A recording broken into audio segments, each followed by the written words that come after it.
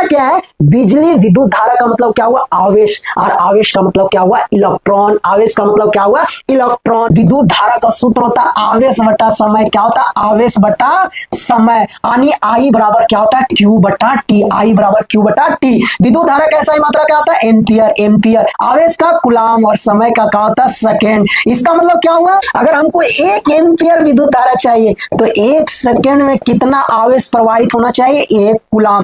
कितना आवेश प्रवाहित होना चाहिए, 1 कूलाम। कितना आवेश प्रवाहित होना चाहिए, 1 कूलाम। और 1 कूलाम का मतलब कितना इलेक्ट्रॉन, 6 गुना 10 के पावर 18 इलेक्ट्रॉन।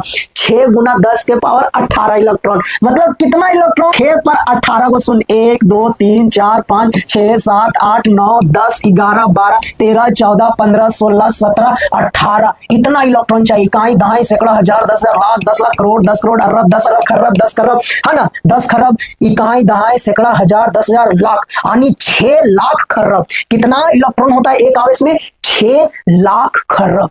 6 लाख खरब 1 एम्पियर। 1 एम्पियर में 1 कूलाम आवेश चाहिए और 1 कूलाम आवेश में 6 लाख खरब इलेक्ट्रॉन होता है। 6 लाख खरब इलेक्ट्रॉन होता है। तो जब हम लोग विद्युत धारा को छूते हैं तो सोचिए उसमें कितना कूलाम आवेश होता है, कितना सारा आवेश होता है, कितना सारा आवेश होता है। पूरा झुंड में होता है, पूरा झुंड। और जब पूरा झुंड में होता है तो एक आवेश में इतना इलेक्ट्रॉन, 6 लाख खरब इलेक्ट्रॉन। अब सोचिए अगर आवेश की संख्या 20, 50, 100, 1000 हो है तो सोचिए कितना इलेक्ट्रॉन है, कितना इलेक्ट्रॉन है। और ये जो बिजली आ रहा है, विद्युत धारा आ रहा है, किसके कारण, आवेश के कारण। और हर आवेश में इतना इलेक्ट्रॉन है। सोचिए कितना इलेक्ट्रॉन के कारण ये बिजली बना है, कितना इलेक्ट्रॉन है इस बिजली में, समझ रहे।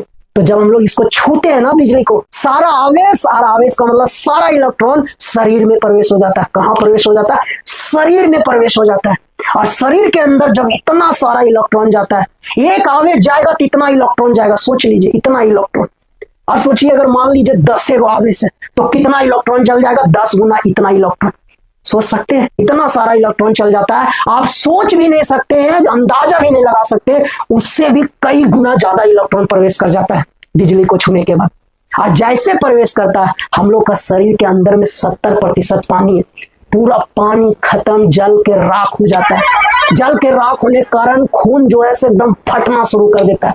पूरा नस ऐसे धड़ाम धुड़ूम फटना शुरू हो जाता है, बर्दाश्त से बाहर हो जाता है। सारा कुछ शरीर का फटना शुरू हो जाता है, नस फटना शुरू हो जाता है, खून जो है एकदम फटना शुरू हो जाता है, एकदम पूरा पानी पानी हो जाता है, जिसके कारण खून एक अंग से दूसरे अंग तक पहुंच नहीं पाता है, जिसके कारण मनुष्य का क्या हो जाता है, मृत्यु हो जाता है।